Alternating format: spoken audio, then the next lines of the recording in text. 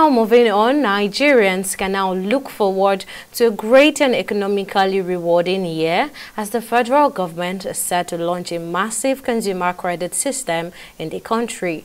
The decision was reached at the Federal Executive Council meeting presided over by President Tinubu at the Council Chambers State House in Abuja.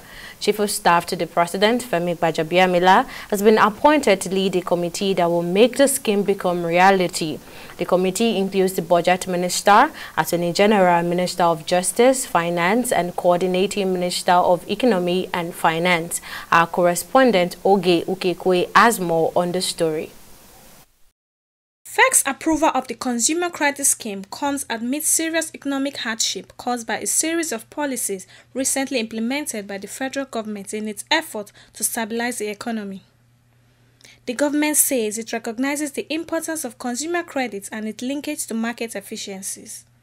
According to the Minister of Finance and Coordinating Minister for the Economy, Wale Edu, the consumer credit scheme will drive economic development in Nigeria, promote industrialization, and ensure competitiveness for made-in-Nigeria goods. Given that whilst the macroeconomic reforms, the important reforms, not just one or two measures, but the whole package of reforms is relatively on track, at this period of heightened food prices, Mr. President has committed to doing all that can be done to assist in giving purchasing power to the less well-off, to the poorest. Edu added that social security payments to 12 million vulnerable households comprising 60 million Nigerians will begin immediately. Recipients will be those with national identification number and bank verification number.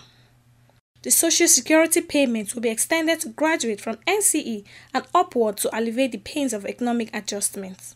Every beneficiary will be identified by their NIN, National Identity Number, and their BVN, Bank Verification Number.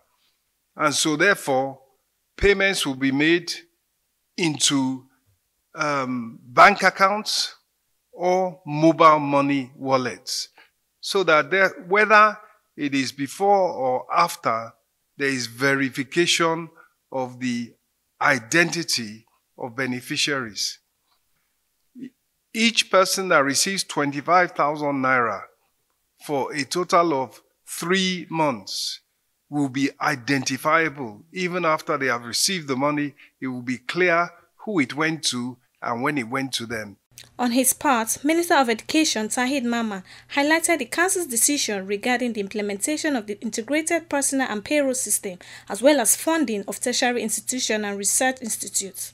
The Council thought it's important for the universities to be reminded of their obligations under the various laws, the various acts setting up the universities, and then some financial regulations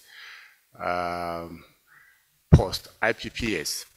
And these all pertain to ensuring that university, tertiary institutions employ staff only when there is a budgetary provision for it.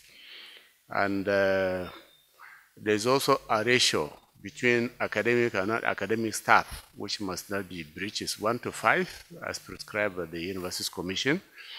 And there's a limit to the number of part-time staff who can be recruited, which is restricting it to senior lecturers and above for a particular period, not exceeding 1 year. And then there's a consequence to breach, unlike before when institutions were just on their own. And Maman added that the federal government will now hold the management of public higher institutions accountable for the prudent administration of their financial resources and strict compliance with established laws and regulations setting up the institutions. Oge Ukekwe, TV 360, Lagos.